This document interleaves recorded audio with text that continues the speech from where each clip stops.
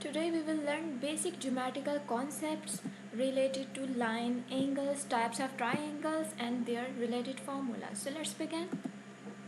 So first of all, what line is? Line basically consists of collection of points that are basically extended towards both directions. Like this arrow sign shows that it's extended forever in both directions. So if we talk about the ray, basically it starts from one point and extended over one direction like this. Started from this point and extended towards rightward.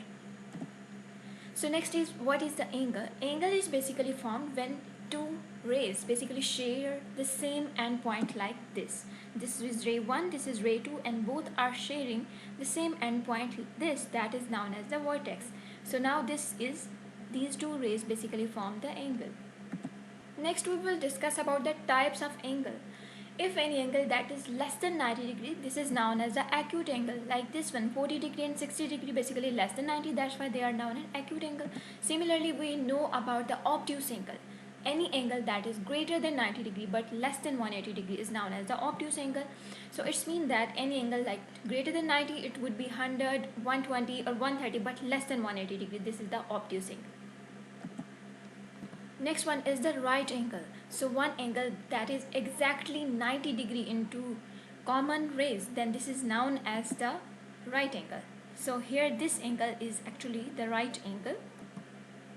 Straight angle. Straight angle is basically equal to 180 degrees. So here you can see that this is the angle that is equal to 180 degree. 90 plus 90 basically makes a straight angle. So that is equal to 180 degree. Next one is the full angle, that is also known as complete angle. So it's actually 360 degree angle like this. So this is a complete angle, and you can see that here it's actually making a complete circle.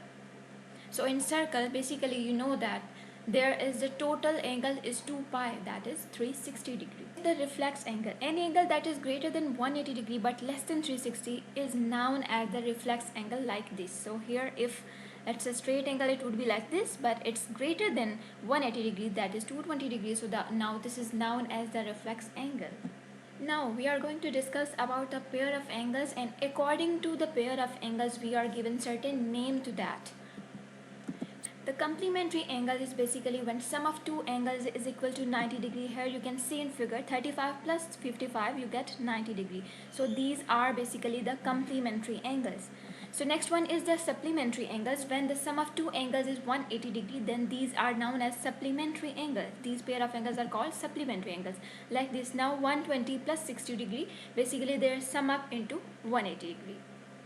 Now we will discuss about the adjacent angles. Angles that are basically sharing the common side and common vertex are known as adjacent angle like this. So now this is the common arm that is basically shared by angle 1 and angle 2. So and say as well as the same vertex. That's why these two 1 and 2 angle are basically known as adjacent angle.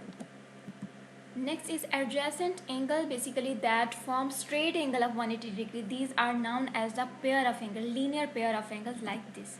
So here you can see that these two angles are basically sum up into 180 degree, and these are also adjacent, means they are also the sharing same arm as well as same vertex. So these are the linear pairs of angle. This is vertically opposite angle, basically such angle that share common vertex and whose arm are basically formed by the same lines. They are known as vertically opposite angle, and their angles are basically equal like this. So here they are sharing the same arm as well as the same vertex, and the opposite angle like this one and this one, these are same angle, and this one and this one are same angle. Next we will discuss about the circle geometry. What is the circumference in a circle? The distance around the circle is known as circumference like this. So here this distance that is around this circle is known as circumference. So circumference formula is 2 pi r, where r is actually the radius of circle. So what is the radius? Radius is basically any straight line that is joining the center of circumference. From center point to this circumference point is known as the radius of the circle. Next one is arc. Arc is basically any section of the circumference like this. This one is the arc from this point to this point. So next we will discuss about diameter. Diameter is basically a straight line that is passing through the center of the circle, and it touches the circumference from this point to this point is known as the diameter of the circle. A chord is basically any straight line that is joining any two parts other than the center is known as the chord. Segment. Segment is basically the area that is bounded by the chord like this. This is known as the segment. Next one is the sector. Sector is basically area that is bounded by two radii. That is the plural of radius, and an arc that like pizza. This is known as a sector.